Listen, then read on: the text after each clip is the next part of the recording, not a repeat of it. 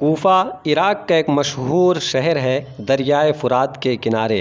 حضرت عمر فاروق کے دور میں سعد بن وقاص نے اس شہر کی بنیاد رکھی تھی۔ سعد بن وقاص پرشین ایمپائر کے خلاف اسلامی جہاد کے کمانڈر تھے۔ وہ مختلف عرب قبیلے جو عراق کی سرحد پر پرشین ایمپائر کے خلاف جہاد میں مصروف تھے، انہی کی خاندانوں سے یہ نیا شہر آباد کیا گیا، اور اس طرح یہ مسلمانوں کی سب سے بڑی چھاؤنی اور ان کی جنگی طاقت کا سب سے بڑا مرکز بن گیا۔ لیکن اس خصوصیت کے ساتھ ساتھ اس شہر کی یہ خصوصیت بھی رہی ہے کہ اس کے شہریوں میں بڑی بے وفائی تھی۔ عربوں میں اس وقت کہاوت بن گئی تھی کہ کیا رے تو کوفی ہے، ایسے شخص کے لیے جو بڑا ہی بے وفا ہو۔ بہت جلدی اپنے حاکم سے ناراض ہو جاتے اور مرکز سے شکایتیں کر کے نئے حاکم کا مطالبہ کرنے لگتے۔ ان کا یہی حال حضرت عمر اور حضرت عثمان غنی کے پورے زمانے میں رہا، بلکہ عثمانی خلافت کے آخری دنوں میں تو ان کوفیوں کی سرکشی اتنی بڑھ گئی تھی کہ انہوں نے حضرت عثمان غنی کو بھی شہید کر دیا، اپنے ہی جیسے مصری اور بصری باغیوں کے ساتھ مل کر۔ ان لوگوں نے مدینۃ الرسول میں خوف و دہشت کی وہ فضا قائم کی کہ خلیفۃ الرسول حضرت عثمان غنی کو شہید کر دیا۔ آپ کی تدفین 3 دن بعد رات کے اندھیرے میں مسلمانوں کے عام قبرستان جنت البقیع سے ذرا ہٹ کے ہوئی، پھر اسے بعد میں خلافت اموی کے زمانے میں جنت البقیع میں ملا دیا گیا۔ یہ سب 35 ہجری میں حج کے سفر کا ڈھونگ رچا کر مدینہ پر جا چڑھے اور 18 ذی الحجہ کو حضرت عثمان غنی کو شہید کر دیا۔ 2-2.5 ہزار کے قریب ان سب کی تعداد بتائی گئی ہے۔ یہ سب جھوٹ یا سچ حضرت علی کا دم بھرتے تھے، چنانچہ بعد میں حضرت علی کی بیعت بھی کی، لیکن حضرت علی رضی اللہ تعالی عنہ نے اپنی پوری زندگی ان سے صرف اور صرف دھوکہ ہی کھایا۔ آپ کے اس دور کے خطبوں میں بار بار ایسے جملے ملتے ہیں کہ سب سے بڑا دھوکہ کھانے والا وہ ہے جو تمہارے دھوکے میں آیا، یعنی ان کوفیوں کے دھوکہ میں آیا۔ ایک خطبہ میں ہے، اے وہ گروہ کہ جب بھی میں نے کسی بات کا حکم دیا اس نے نافرمانی کی، اور جب کسی کام کی طرف بلایا تو لبیک نہ کہا۔ ذرا مہلت مل جاتی ہے تو فضولیات میں لگ جاتے ہیں، اور جب دشمن حملہ آور ہو تو بزدلی دکھاتے ہیں، اور جب لوگ کسی ایک کو اپنا خلیفہ مان لے تو تم کیڑے نکالتے ہو، یعنی تانا مارتے ہو، ہائے افسوس تم پر۔ یہی لوگ تھے کہ حضرت علی کی زندگی میں جنگ سے جی چراتے اور آپ کے احکام نہیں مانتے، اور جب حضرت علی رضی اللہ تعالی عنہ شہید ہو گئے اور حضرت حسن نے حضرت معاویہ سے صلح کر لی اور خلافت سے دستبردار ہو گئے، تو ان لوگوں نے حضرت حسن کے خیمے پر حملہ کر دیا، سامان بھی لوٹا اور زخم بھی لگایا، اس لیے کہ کیوں حضرت حسن نے حضرت معاویہ کے ہاتھ پر صلح کر لیا ہے اور ان سے بیعت کر لی ہے۔ حضرت حسین کے متعلق ان لوگوں کو معلوم تھا کہ حضرت حسن نے جو حضرت معاویہ سے صلح کیا ہے اور خلافت سے دستبردار ہو گئے ہیں، اس بات سے حضرت حسین خوش نہیں ہیں، بس بڑے بھائی حضرت حسن کے دباؤ سے مجبور ہو گئے تھے، اس لیے حضرت معاویہ کے ہاتھ پر بیعت کر لی ہے۔ حضرت حسن کی وفات کے بعد ان کوفیوں نے سمجھا کہ اب حضرت حسین رضی اللہ تعالی عنہ کو جنگ کے لیے تیار کرنے کا وقت آ چکا ہے۔ چنانچہ البدایہ والنہایہ کی روایت کے مطابق مسیب بن عتبہ فزاری حضرت حسن رضی اللہ تعالی عنہ کی وفات کے بعد کئی اور آدمیوں کے ساتھ حضرت حسین کے پاس آیا، اور ان لوگوں نے آپ کو حضرت معاویہ رضی اللہ تعالی عنہ کی بیعت توڑنے پر آمادہ کرنے کی کوشش کی، اور اہل کوفہ حضرت معاویہ رضی اللہ تعالی عنہ کے زمانے میں حضرت حسین کو خط لکھتے رہتے تھے کہ مدینہ سے نکل کر ان کے پاس کوفہ آ جائیں۔ حضرت حسین رضی اللہ تعالی عنہ ہر بار ہی انکار کر دیتے، ان کے اس آفر کو قبول نہیں کرتے۔ یزید کی ولی عہدی مورخین کے بیان کے مطابق 56 ہجری میں، یعنی اپنے انتقال سے 4 سال پہلے، حضرت معاویہ رضی اللہ تعالی عنہ نے یہ طے کیا کہ اپنے بعد خلافت کی باغ ڈور سنبھالنے کے لیے یزید کو نامزد کر جائیں، اور اس نامزدگی کے لیے رعایا سے رضامندی بھی حاصل کر لیں، جس کی شکل اس زمانے میں بیعت تھی، تاکہ بعد میں کوئی جھگڑے کی صورت پیدا نہ ہو۔ پس تمام شہروں میں لوگوں نے یزید کے لیے بیعت کر لی۔ عبداللہ بن عمر، حسین بن علی، عبداللہ بن زبیر اور عبداللہ بن عباس نے یزید کے لیے بیعت نہیں کی۔ یزید کی ولی عہدی پر حضرت معاویہ کو اصرار کیوں تھا اور دیگر حضرات کو اس سے اختلاف کیوں؟ دیکھو، ہمارے سامنے ایسی کوئی چیز چیز نہیں ہے جس کی بنیاد پر قطعی انداز میں کہا جا سکے کہ امیر معاویہ کو کیوں اصرار تھا کہ اپنے بات کے لیے اپنے بیٹے یزید کو ولی عہد بنا جائیں۔ ابن کثیر نے لکھا ہے کہ یہ بات اس شدید محبت کی وجہ سے تھی جو ایک باپ کو بیٹے سے ہوتی ہے اور اس کی دنیاوی شرافت و عزت کی بنا پر، اور خاص کر وہ جو بادشاہوں کی اولاد میں جنگ کے فنون اور مملکت کے نظام سے واقفیت اور شاہانہ کر و فر کی اہلیت ہوتی ہے۔ اور حضرت معاویہ یہ سمجھتے تھے کہ صحابہ کی اولاد میں کوئی دوسرا نہیں ہے جو کاروبار مملکت سنبھال سکے۔ چنانچہ عبداللہ بن عمر سے انہوں نے کہا تھا کہ میں اگر یزید کو نہ بناؤں تو ڈرتا ہوں کہ عوام کو اپنے بعد ایسے چھوڑ جاؤں گا جیسے بارش میں بکریاں کہ جن کا کوئی چرواہا نہ ہو۔ گویا ابن کثیر کہنا یہ چاہتے ہیں کہ اگرچہ امیر معاویہ کے اس فیصلے میں محبت کا بھی دخل تھا، مگر تنہا یہ بات نہ تھی بلکہ وہ یزید کو کاروبار مملکت کے لیے اہل تر بھی جانتے تھے۔ ایک دن حضرت معاویہ نے اپنے خطبے میں کہا تھا کہ اے اللہ، تو جانتا ہے کہ اگر میں نے یزید کو اس کی اہلیت و قابلیت کی بنا پر ولی عہد بنایا ہے تو اسے تکمیل تک پہنچا دے، اور اگر میرا یہ کام صرف اس لیے ہے کہ مجھے اس سے محبت ہے تو پھر اسے تو پورا نہ ہونے دے۔ اس کے بعد بدگمانی کی کوئی گنجائش نہیں رہتی ہے کہ یزید کی ولی عہدی صرف اور صرف محبت کی بنا پر تھی، نہ کہ قابلیت کی بنا پر۔ حضرت معاویہ کو اصرار اس لیے تھا کہ وہ یزید کو اگلا بادشاہ بننے کے قابل سمجھتے تھے، لیکن کچھ حضرات اس بات کو پسند نہیں کرتے تھے کہ باپ کے بعد بیٹا بادشاہ بنے۔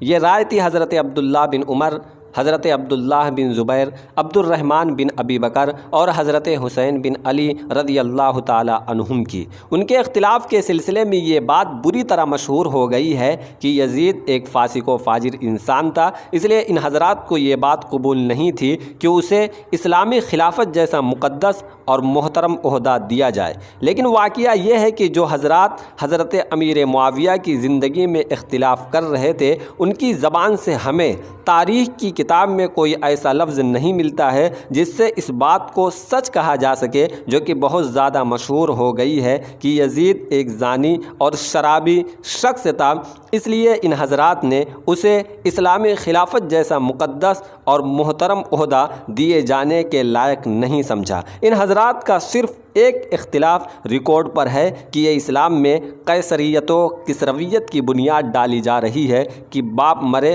تو بیٹا حکومت سنبھال لے۔ ان حضرات کے اختلاف کی بنیاد اس کے علاوہ کوئی دوسری چیز نہیں تھی۔ حضرت امیر معاویہ کی وفات، دور یزید کا آغاز اور حضرت حسین کی ہجرت۔ 56 ہجری میں یزید کی ولی عہدی کے مسئلے سے فارغ ہونے کے بعد حضرت معاویہ رضی اللہ تعالی عنہ 4 سال زندہ رہے۔ رجب 60 ہجری میں حضرت معاویہ رضی اللہ تعالی عنہ نے اس حال میں وفات پائی کہ جن حضرات نے 56 ہجری میں یزید کی ولی عہدی قبول کرنے سے انکار کیا تھا، ان میں سے جو زندہ تھے وہ اپنے اسی انکار پر قائم تھے۔ حضرت معاویہ رضی اللہ تعالی عنہ نے اپنی وفات سے پہلے یزید کو کچھ وصیت بھی کی تھی، لیکن یزید اس وقت موجود نہیں تھا، تو حضرت امیر معاویہ نے ضحاک بن قیس فہری کو، جو ان کے پولیس آفیسر تھے، اور مسلم بن عقبہ المری کو بلایا اور ان سے کہا کہ میری وصیت یزید کو پہنچا دینا کہ اہل حجاز کا خیال رکھو جو تمہاری اصل ہیں، ان میں سے جو کوئی تمہارے پاس آئے اس کا اکرام کرو، جو نہیں آتا اس کی خبر رکھو، اور عراق والوں کا بھی خیال رہے کہ وہ اگر تم سے ڈیلی ایک حاکم معزول کرنے کا مطالبہ کریں تو ان کا مطالبہ پورا کر دو، اس لیے کہ ایک حاکم کی معزولی اس سے کہیں بہتر ہے کہ 1,00,000 تلواریں تمہارے خلاف حرکت میں آئیں، اور شام والوں کا بھی خیال رہے کہ انہی کو تمہارے رازداروں کا مرتبہ ملنا چاہیے۔ کبھی دشمن کی طرف سے کوئی چیلنج آئے تو ان شام والوں سے مدد حاصل کرو۔ اور آخری بات یہ ہے کہ مجھے قریش میں سے بس 3 آدمیوں کی طرف سے تمہارے لیے خطرہ محسوس ہوتا ہے، حسین بن علی، عبداللہ بن عمر اور عبداللہ بن زبیر۔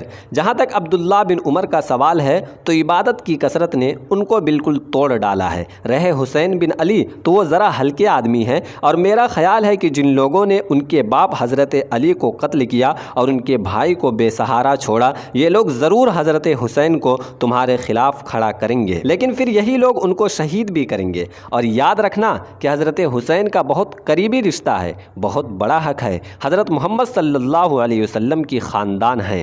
میں نہیں سمجھتا کہ اہل عراق انہیں میدان میں لائے بغیر چھوڑیں گے۔ اگر ایسا ہوا اور تم ان پر قدرت پاؤ تو معاف کر دینا، کیونکہ اگر میرے اور ان کے درمیان ایسی صورت پیش آتی تو میں درگزر ہی کرتا۔ اور ہاں، وہ جو ابن زبیر ہیں وہ زبردست داؤں کھیلنے والے ہیں، وہ سامنے آ جائیں تو کوئی کسر نہ چھوڑو۔ ہاں، اگر صلح چاہیں تو ضرور صلح کر لینا اور اپنی قوم قریش کا خون جہاں تک تم سے ہو سکے اس کو بہانے سے بچنا۔ والد کے انتقال کی خبر پا کر یزید دمشق پہنچا اور یہ وصیت نامہ یزید کو سنایا گیا۔ عوام تو یزید کے ہاتھ پر پہلے ہی بیعت کر چکی تھی اور اب تک 5 افراد نے بیعت نہیں کی تھی۔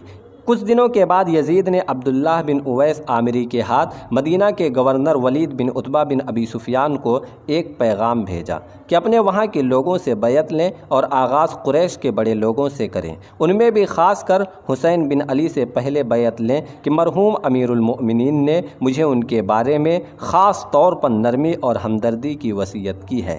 پس ولید نے آدھی رات ہی میں جبکہ یہ پیغام اسے ملا اور عبداللہ بن زبیر اور حضرت حسین کے پاس یہ پیغام بھیجا، یہ بتاتے ہوئے کہ حضرت معاویہ کی وفات ہو گئی ہے، ان سے کہا کہ امیر المؤمنین یزید کے لیے آپ سے بیعت بھی مطلوب ہے۔ ان حضرات نے کہا کہ اس کو صبح پر رکھیے تاکہ اور تمام اہل مدینہ کا رویہ بھی ہمارے سامنے آ جائے۔ اور یہ کہہ کر حضرت حسین اٹھ پڑے اور ابن زبیر بھی ان کے ساتھ نکلے۔ تو ولید نے کہا ٹھیک ہے، آپ کو اجازت ہے، جب آپ چاہیں بیعت کر لیں۔ حضرت حسین رات ہی رات مدینہ چھوڑ کر مکہ کے لیے نکل گئے۔ آپ کی یہ روانگی 27 یا 28 رجب 60 ہجری اتوار کی رات میں ہوئی۔ بہرحال حسینی قافلہ شعبان کی 4 تاریخ کو مکہ پہنچ گیا اور حضرت عباس رضی اللہ تعالی عنہ کے گھر میں ٹھہرا۔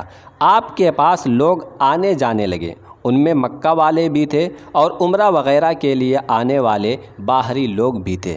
یہ خبر کہ آپ مکہ میں ہیں کوفہ بھی پہنچ گئی اور رمضان میں وہاں سے خطوط لے کر قاصد آنے لگے، ایک کے بعد ایک 4-5 مرتبہ میں کم سے کم کوئی 150 خطوط پہنچے، جو مانے جانے لوگوں کی طرف سے تھے، جو کبھی حضرت علی کے سپورٹر ہوا کرتے تھے، جن کو شیعان علی کہتے ہیں، یعنی حضرت علی کے طرفدار۔ یہ خطوط دعوتی تھے کہ آپ کوفہ تشریف لے آئیے، ہم آپ کی راہ دیکھ رہے ہیں اور آپ کو اپنا حاکم بنائیں گے۔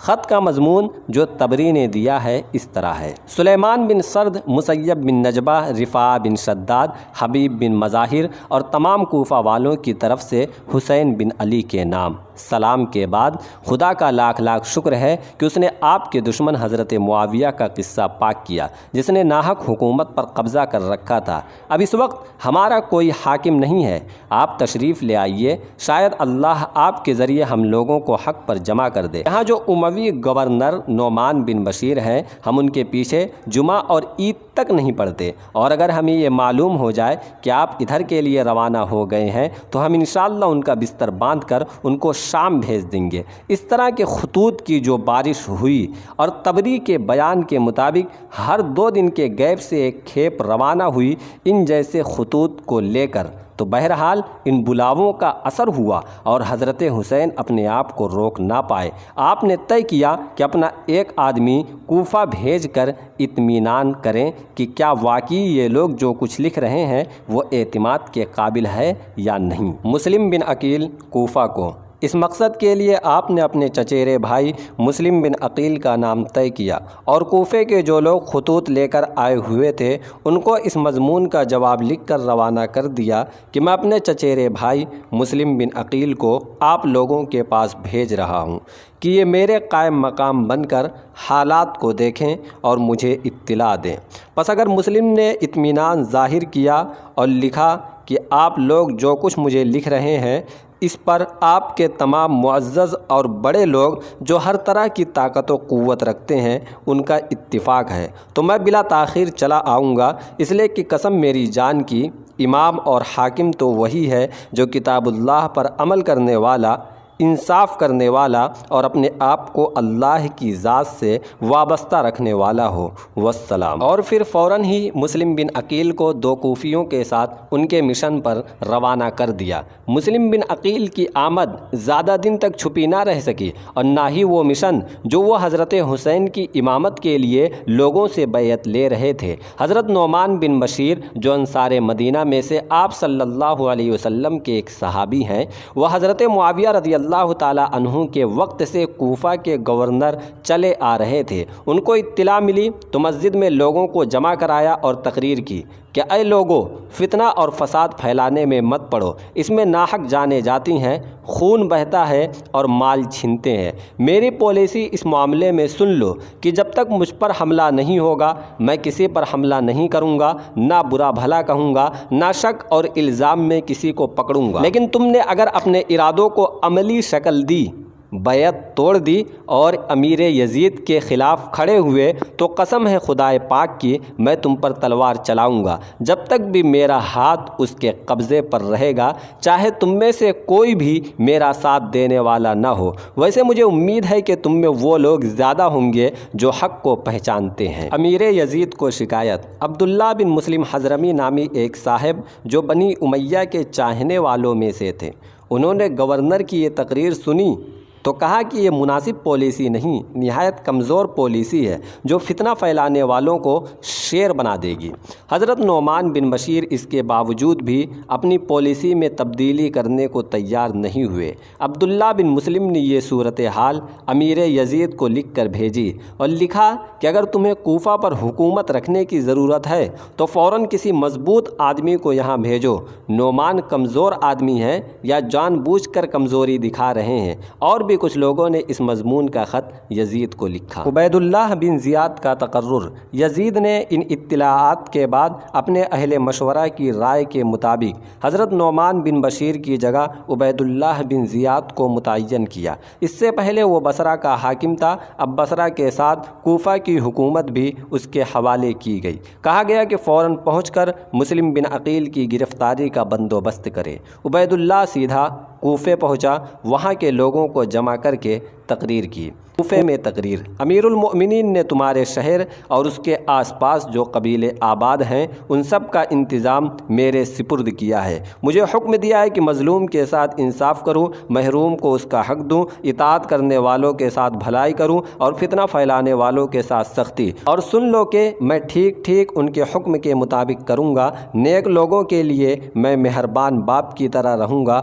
اور فرما برداروں کے لیے ہمدرد بھائی۔ میری تلوار اور میرا کوڑا صرف ان کے لیے ہے جو میرے حکم کی خلاف ورزی کرے گا، بس ہر آدمی اپنا برا بھلا سمجھ لے۔ اس تقریر کے بعد اس نے تمام لوگوں اور خاص طور پر قبیلے کے سرداروں کو حکم دیا کہ کسی کے یہاں کوئی پردیسی ٹھہرا ہوا ہے تو ضروری ہے کہ اس کے بارے میں ہمیں آ کر بتا دے۔ جو کوئی ایسا کرے گا وہ ان لوگوں کے کرتوتوں سے بری ہوگا، جو کوئی ایسا نہ کرے گا اور پردیسی جو حکومت کے خلاف فتنہ و فساد پھیلانے کے لیے آیا ہے اس کے گھر میں یا اس کے قبیلے میں پکڑا گیا تو اس کی جان اور اس کا مال ہمارے لیے حلال ہو جائے گا۔ جس چودھری کے علاقے میں ایسا قانونی مجرم پایا گیا جس کی رپورٹ نہیں کی تھی تو اس چودھری کے دروازے ہی پر اس مجرم کو پھانسی دی جائے گی اور چودھری کا وظیفہ بند کر دیا جائے گا اور اسے شہر بدر کی سزا دی جائے گی۔ مسلم کا مکان کو تبدیل کرنا۔ مسلم جب کوفہ پہنچے تھے تو مختار بن ابی عبید کے گھر پر اترے تھے۔ جب ابن زیاد کوفہ پہنچا اور اس کی سخت دھمکی حضرت مسلم کے کان تک پہنچی تو آپ نے مکان تبدیل کر دیا اور ہانی بن عروہ کے مکان میں ٹھہرے۔ لیکن ابن زیاد نے پتہ کر لیا کہ ہانی بن عروہ کے گھر میں جناب مسلم ٹھہرے ہوئے ہیں۔ اس نے ہانی کو بلوایا۔ بہرحال ہانی کسی طرح آئے تو ابن زیاد نے بڑے آڑے ہاتھوں لیا اور کہا کہ تمہارے گھر میں امیر المؤمنین کی حکومت اور عام مسلمانوں کے امن و امان کے خلاف فتنہ و فساد رات کی یہ کھچڑی پک رہی ہے اور تم نے مجھے اطلاع تک نہ دی۔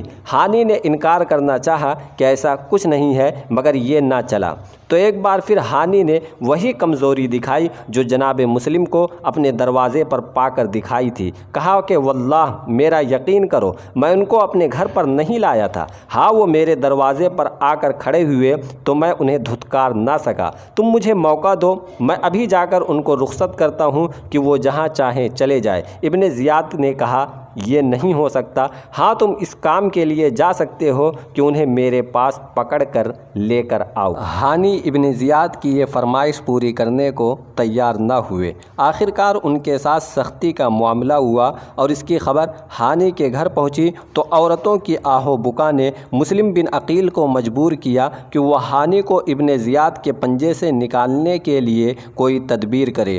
ان کی سمجھ میں جو تدبیر آئی وہ یہ تھی کہ جن لوگوں سے انہوں نے حضرت حسین کے لیے جان نچھاور کرنے کی بیعت لی تھی، جن کی تعداد عام طور سے 18,000 بتائی گئی ہے، ان کو بلانے کے لیے خفیہ نعرہ بلند کرائے اور انہیں لے کر گورنر ہاؤس پر حملہ کر دے۔ اس نعرہ پر عام روایتوں کے مطابق 4,000 آدمی اسی وقت جمع ہو گئے اور جناب مسلم کی سرکردگی میں گورنر ہاؤس جا پہنچے۔ حملے کی پسپائی اور مسلم بن عقیل کی بے کسی، مگر یہ 4,000 لوگ بہرحال کوفی ہی تھے۔ ابن زیاد نے اپنی ایک ہی چال سے ان سب کو آنن فانن یہاں وہاں بکھیر دیا۔ قبیلے کے سرداران جو چاہیں یا نہ چاہیں گورنر کے دباؤ میں رہتے تھے۔ کچھ سردار اس فوج کے سامنے آ گئے ان کو خود ہی سمجھانے کے لیے، کچھ اپنے قبیلوں میں چلے گئے کہ ان لوگوں کی ماؤں بہنوں کو باہر بھیج دیں جو انہیں سمجھا بجھا کر لے جائیں۔ بہرحال تھوڑی ہی دیر میں بھیڑ چھٹ گئی اور جو کچھ رہ گئے تھے وہ بھی رات کے اندھیرے میں کم ہوتے ہوتے جناب مسلم کو بالکل اکیلا چھوڑ گئے کہ وہ خود ہی اپنے لیے جو کچھ کر سکتے ہوں کریں۔ رات کو تو کہیں پناہ مل گئی، مگر دن کا اجالا ہونے پر ان کا پتہ ابن زیاد کو پہنچ گیا اور اس نے انہیں ایک باغی قرار دے کر سر قلم کروا دیا۔ اور پھر یہی انجام ہوا ہانی بن عروہ کا۔ یہ واقعہ 8 ذی الحجہ کا بتایا گیا ہے۔ روایت ہے کہ مسلم بن عقیل گرفتاری کے بعد لے جائے جا رہے تھے تو رونے لگے۔ محمد بن اشعث کو تعجب ہوا کہ اتنے بڑے مشن کا آدمی رو رہا ہے۔ جواب دیا کہ رونا اپنے لیے نہیں ہے، حسین اور ان کے قافلے کے لیے ہے جو آج ہی میرے خط کی بنا پر مکہ سے روانہ ہو گئے ہوں گے۔ تم اگر احسان کر سکو تو اتنا کر دینا کہ انہیں میرے واقعے کی اطلاع کرا دو تاکہ وہ اب ادھر کا ارادہ ختم کر دیں۔ محمد بن اشعث نے اس کا وعدہ کر لیا تھا، لیکن ظاہر ہے کہ اس پیغام کو پہنچنے میں ابھی کافی وقت لگنا تھا۔ قافلہ حسینی کی کوفہ کی طرف روانگی۔ ظاہر میں ایسا لگتا ہے کہ حضرت سیدنا حسین کوفے ہی کا خیال لے کر مدینہ سے نکلے تھے۔ رمضان میں مسلم بن عقیل کو کوفہ بھیجنے کے بعد انتظار کر رہے تھے کہ وہاں سے مناسب حالات کی خبر آئے تو اپنی منزل کی طرف روانہ ہوں۔ غالباً ذوالقعدہ میں یہ خبر آ گئی۔ آپ نے ضروری تیاری کی اور ٹھیک حج سے ایک دن پہلے یعنی 8 ذی الحجہ کو اپنے قافلے کے ساتھ کوفہ کی سمت روانہ ہو گئے۔ اور جیسا کہ ابھی آپ پیچھے سن چکے ہیں کہ یہ وہی دن تھا جب کوفے میں مسلم بن عقیل اہل کوفہ کی غداری کا شکار ہو کر زیاد کے ہاتھوں شہید ہو چکے تھے۔ خیر خواہ ایک بار پھر روکتے ہیں۔ حضرت عبداللہ بن عباس خاندان کے بڑے بزرگ تھے۔ انہی کے مکان میں حضرت حسین ٹھہرے ہوئے تھے۔ حضرت عبداللہ بن عباس حضرت حسین کے پاس آئے اور ان دونوں کے بیچ بڑی دیر تک گفتگو ہوئی، جس میں آپ نے کہا کہ خدا کے لیے عراق کا ارادہ نہ کرو اور اپنی جان گنوانے کو عراق نہ جاؤ، اور نہیں تو کم از کم اتنی بات مانو کہ موسم حج گزر جانے دو اور حج میں آنے والے لوگوں سے مل کر وہاں کے حالات کا اندازہ کرو اور پھر جو کچھ تمہیں فیصلہ کرنا ہو وہ کرو۔ لیکن حضرت حسین حضرت ابن عباس کا مشورہ قبول نہیں کرتے ہیں اور حضرت حسین عراق جانے کے ارادے پر اڑے رہتے ہیں۔ اس پر حضرت ابن عباس نے ان سے فرمایا، واللہ مجھے لگتا ہے کہ تم کل اپنے گھرانے کے درمیان اسی طرح قتل کیے جاؤ گے جیسے حضرت عثمان اپنی بیوی اور بیٹیوں کے درمیان قتل ہوئے تھے۔ پس تم نہیں مانتے تو انا للہ و انا الیہ راجعون۔ ابو بکر بن عبد الرحمن یہ مدینہ کے مشہور 7 فقہا میں سے تھے، غالباً حج کو آئے ہوئے تھے۔ یہ چرچا سنا کہ حضرت حسین کوفہ جانے کا ارادہ رکھتے ہیں ہیں تو حضرت حسین کی خدمت میں حاضر ہوئے اور فرمایا کہ دیکھیے آپ کے والد ماجد آپ سے زیادہ حوصلہ اور طاقت رکھتے تھے، لوگ ان کی بات زیادہ سنتے بھی تھے۔ شام والوں کو چھوڑ کر باقی سب ان کی شخصیت پر جمع ہو گئے تھے۔ وہ ان سب کو ساتھ لے کر حضرت معاویہ کے مقابلے پر نکلے۔ حضرت معاویہ کی ان کے مقابلے میں کچھ حیثیت نہ تھی، مگر پھر بھی لوگ دنیاوی زندگی کی محبت میں ان کا حق بھول گئے، انہیں خون رلایا، یہاں تک کہ وہ اسی حالت میں دنیا سے رخصت ہو گئے۔ پھر جو کچھ ان لوگوں نے آپ کے بھائی حضرت حسن کے ساتھ کیا وہ سب بھی آپ جانتے ہیں، اور پھر بھی آپ انہی غداروں پر بھروسہ کر کے آپ ان لوگوں سے لڑنے جا رہے ہیں جو آپ کے مقابلے میں زیادہ طاقتور اور تیار ہیں۔ لوگ ان سے امیدیں بھی زیادہ کر سکتے ہیں اور ڈرتے بھی زیادہ ہیں۔ حضرت ابو سعید الخدری، جابر بن عبداللہ، واصلہ بن واقد اللیثی اور مسور بن مخرمہ، یہ سب اصحاب رسول ہیں اور یہ سب حضرت علی کے مخلصین میں سے تھے۔ حضرت حسین کو کوفہ جانے سے منع کرتے ہیں اور کہتے ہیں کہ کوفی بالکل اعتبار کے قابل نہیں ہے، اس لیے آپ کا وہاں جانا بالکل بھی ٹھیک نہیں ہے۔ لیکن سب ہی کی خواہشیں اور دلیلیں ناکام ہو گئیں اور حضرت حسین 8 ذی الحجہ کو دوپہر کے وقت کوفہ کے لیے روانہ ہو گئے۔ حضرت مسلم کے انجام کی خبر۔ حضرت حسین کا قافلہ کوفے کی طرف رواں دوا تھا۔ راستے میں ایک منزل زبالہ آتی ہے جہاں سے کوفہ زیادہ دور نہیں تھا۔ اس منزل پر آپ کو وہ قاصد ملا جسے کوفے سے محمد بن اشعث نے مسلم بن عقیل کی وصیت کے مطابق ان کا یہ پیغام دے کر بھیجا تھا: میں یہاں گرفتار کیا جا چکا ہوں، آپ شاید چل بھی نہ پائیں کہ میرا قتل ہو جائے، بس آپ جہاں بھی یہ پیغام پائیں لوٹ جائیں۔ کوفہ والوں کا بھروسہ نہ کریں، ان لوگوں نے آپ سے بھی جھوٹ بولا تھا اور مجھ سے بھی جھوٹ ہی بولا، اور یہ تو حضرت علی کے وہ ساتھی ہیں جن کی وجہ سے حضرت علی موت یا قتل کی تمنا کرنے لگے تھے۔ پوری صورتحال کو بدل دینے والی یہ خبر جب حضرت حسین کو پہنچی تو آپ نے ضروری سمجھا کہ ساتھیوں کو آگاہ کریں اور اجازت دیں کہ اس نئی صورتحال میں جو شخص قافلے سے الگ ہونا چاہتا ہے وہ الگ ہو جائے۔ یہ بات آپ نے خاص طور پر ان ساتھیوں کے پیش نظر کہی تھی جو یہ سوچ کر آپ کے ساتھ ہو گئے تھے کہ کوفہ تو آپ کے تابع ہے اور آپ وہاں حکومت کرنے جا رہے ہیں، اور یہ زیادہ تر لوگ بدو تھے جو اپنے فائدے کی امید میں حسینی قافلہ میں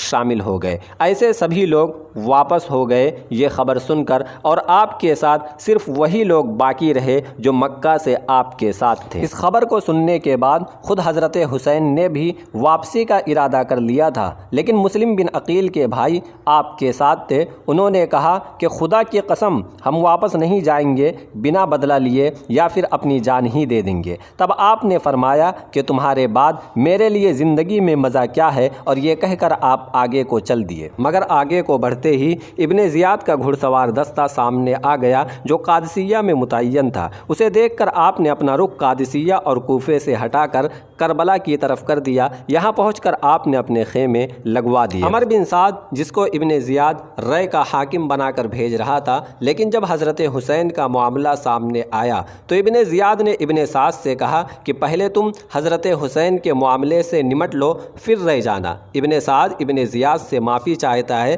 حضرت حسین کے معاملے میں، مگر ابن سعد مجبور ہو گیا اور وہ کربلا پہنچا جب اسے خبر ملی کہ حضرت حسین کربلا پہنچ گئے ہیں۔ صلح کی بات اور ناکامی۔ جب ابن سعد کربلا پہنچ گیا تو حضرت حسین نے اس سے کہا کہ 3 باتوں میں سے ایک بات قبول کر لو، یا تو میں جہاں سے آیا ہوں وہاں واپس چلے جاؤں یا یزید کے پاس چلے جاؤں، اور یا کہو تو سرحدوں کی طرف جہاں میدان جہاد گرم ہے وہاں نکل جاؤں۔ عمر نے آپ کی اس پیشکش کو قبول کر کے ابن زیاد کو اطلاع بھیجی، مگر وہاں سے جواب آیا کہ یوں نہیں، پہلے حسین ان کے قیدی بن کر کوفہ آئیں، بعد میں ان کی باتوں پر غور کیا جائے گا۔ حضرت حسین کو یہ گرفتاری منظور نہیں ہوئی۔ آپ نے فرمایا لا واللہ لا یکون ھذا ابدا، بخدا یہ کبھی نہیں ہو سکتا ہے۔ دیکھو عمر بن سعد کا رویہ شروع میں حضرت حسین کو لے کر بہت ہی نرم تھا، آپ سے وہ جنگ کرنا نہیں چاہتا تھا، اس لیے جب اسے حضرت حسین کے معاملے سے نمٹنے کے لیے ابن زیاد نے چنا تو اس نے اس خدمت کے لیے معافی چاہی، مگر مجبوراً اسے کربلا جانا پڑا۔ اور جب حضرت حسین نے 3 آپشنز رکھے تو ابن سعد نے جھٹ اسے قبول کر لیا اور ابن زیاد کو اس کی اطلاع بھیجی۔ ابن زیاد نے شمر کو جواب کا خط دے کر کہا، دیکھ شمر، اگر ابن سعد حضرت حسین کے کیس میں کچھ بھی ٹال مٹول کرے تو لشکر کی کمان تو ہاتھ میں لے اور عمر کا سر کاٹ کر ہمارے پاس بھیج دے۔ ابن سعد نے خط دیکھ کر کہا کہ لگتا ہے کہ معاملہ تو نے ہی خراب کیا ہے، ورنہ تو ابن زیاد ان 3 صورتوں میں سے کسی ایک کو مان ہی لیتا اور یہ کہہ کر کہ میں ہی جنگ کروں گا فوج کو آگے بڑھنے کا حکم دیا۔ یہ محرم 61 ہجری کی 9 تاریخ جمعرات کا دن اور عصر کا وقت تھا۔ عمر بن سعد سے حضرت حسین کی طرف سے مہلت مانی گئی کہ بھائی ایک دم سے چڑھ آئے ہو، ہمیں بتایا تک نہیں کہ کوفے سے ہماری یہ پیشکش منظور ہوئی ہے کہ نہیں۔ بات بہت معقول تھی، شمر کو بھی اتفاق کرنا پڑا اور اس قرارداد پر فوج واپس ہو گئی کہ آپ لوگ صبح تک فیصلہ کر لیں، صبح میں یا تو خود کو ہمارے حوالے کر دیں ورنہ ہم طاقت کا استعمال کریں گے۔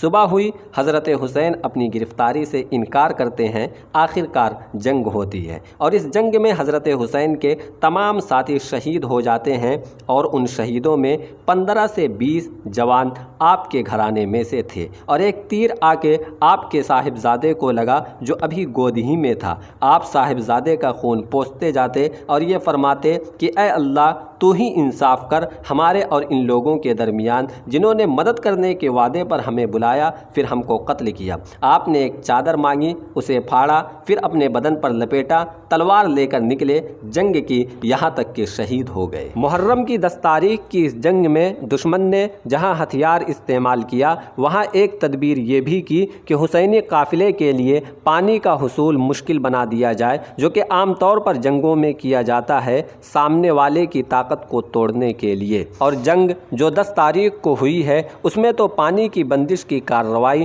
بامقصد اور بامعنی ہو سکتی ہے، اور یہ جو ہمیں بتایا جاتا ہے کہ حسینی قافلے کے لیے 7 تاریخ سے پانی بند کر دیا گیا تھا، تو ابھی آپ پیچھے دیکھ چکے ہیں کہ 9 تاریخ تک تو حضرت حسین اور ابن سعد کے درمیان خط و کتابت اور گفتگو کا سلسلہ چل رہا تھا، اور جنگ کی نوبت آئی ہے 10 تاریخ کو، تو جنگ کے بنا پانی کی بندش کا کیا سوال ہے؟ یہ تو ایک فضول سی اور بدنامی مول لینے والی بات ہوگی۔ اور پانی کی بندش کی صورت یہ تھی کہ صرف ایک گھاٹ سے روکا گیا تھا جو حسینی قافلے کے خیموں سے قریب تھا، اور یہ کارروائی 10 تاریخ کو عمل میں آئی۔ خیر، حضرت حسین کا سر مبارک فوراً کوفے کو روانہ کیا گیا۔ دوسرے دن قافلے کی خواتین اور باقی بچے ہوئے بچوں کو ساتھ لے کر عمر بن سعد کربلا سے کوچ کیا۔ راوی حمید بن مسلم کہتا ہے کہ حضرت حسین کا سر جب ابن زیاد کے پاس کوفہ پہنچایا گیا تو اس نے سر کی بے حرمتی کی اپنی چھڑی سے۔